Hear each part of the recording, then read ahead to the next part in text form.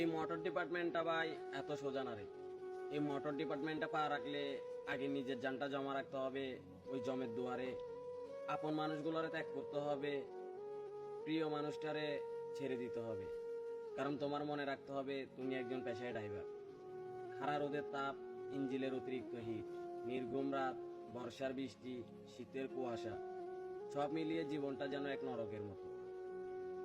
দুপুরের খানাটা ঠিক মতো খেয়েছি কিনা সেটাও জানি না, রাতের খানাটাও জানাই থাক, সকালের নাস্তা কখন খাই তাও জানি না, সকালের নাস্তাটা কখন খাই সেটা নিজেরও মনে থাকে না।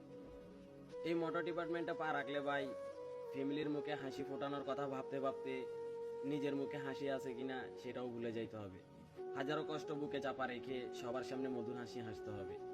এই মোটর ডিপার্টমেন্টটা ভাই এতটাই খারাপ যে এই মোটর ডিপার্টমেন্টে পা রাখলে কেউ বলে নেশাখোর, কেউ বলে নারীর দেহলোভী। আসলে ভাই আমরা আমাদের পরিবারের চাহিদা মিটাতে মিটাতে আমাদের সুখ আহ্লাদ সব সব পায়ের নিচে মাটি দিয়ে দিয়েছি। নিজের মুখে কখন হাসি ফোটাবো সেটা নিজেও জানি না। আসলে ভাই একটা কথা কি, তবে আবার এই মোটর ডিপার্টমেন্টে এসে নিজের গর্ববোধ করি, নিজের পেশাটার অনেক সম্মান করি। কারণ এই মোটর ডিপার্টমেন্টে আসছি বিদায় আজকে এই পুরো বাংলাদেশটা ঘোরার মতো সৌভাগ্য আমার হয়েছে, প্রত্যেকটা ড্রাইভারেরই হয়েছে। আসলে ভাই এমন সৌভাগ্য কয়জনের হতে পারে যে পুরো দেশটা ঘুরে দেখার মতো এই যে প্রাকৃতিকের অপরূপ দৃশ্যগুলো, এটা একমাত্র আমরা ড্রাইভাররাই উপভোগ করতে পারি। কয়জন আমাদের মতো এইভাবে পুরো বাংলাদেশটা ঘুরতে পারছে।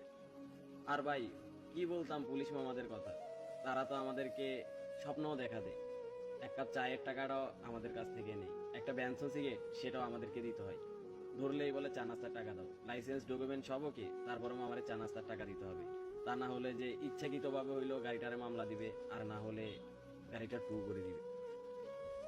তারপরও ভাই শুক্রিয়া আদায় করি এই মোটর ডিপার্টমেন্টে হাজারো কষ্ট নিজের বুকের মধ্যে চেপে রেখে, হাজারো পরিশ্রম, নিজের শরীরে রক্ত পানি করা টাকাগুলো দিয়ে যে ফ্যামিলির মুখে হাসি ফোটাতে পারতেছি, এটাই আমাদের জন্য অনেক কিছু।